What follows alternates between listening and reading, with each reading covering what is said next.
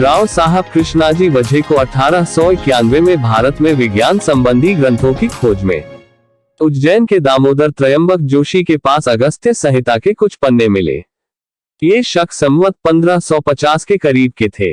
इस संहिता के पन्नों में उल्लिखित वर्णन को पढ़कर नागपुर में संस्कृत के विभागाध्यक्ष रहे डॉक्टर M.C. सहस्रबुद्धे को आभास हुआ कि यह वर्णन डैनियल सेल से मिलता जुलता है। अतः उन्होंने नागपुर में इंजीनियरिंग के प्राध्यापक श्री P. होले को उसे जांचने को कहा। अगस्त्य संहिता के प्राचीन पाठ में विद्युत बैटरी बनाने की विधि का वर्णन है, जिससे पानी को ऑक्सीजन और हाइड्रोजन में विभाजित किया जा सकता है। बिजली उत्पन्न करने के लिए ऋषि अगस्त्य ने निम्नलिखित सामग्री का उपयोग किया था।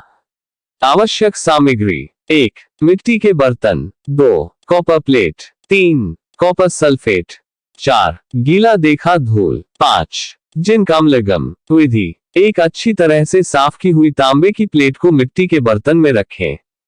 इसे पहले कॉपर सल्फेट और फिर नम चूरा से ढक दें।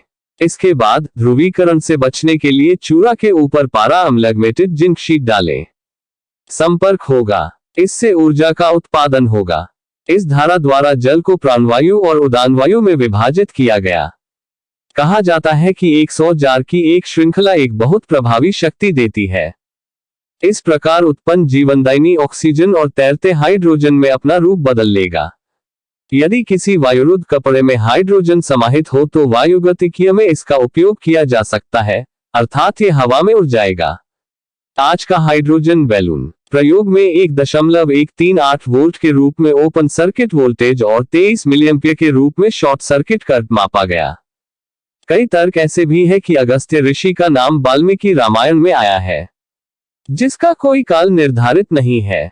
1550 का प्राचीन पत्र 1891 में प्राप्त हुआ।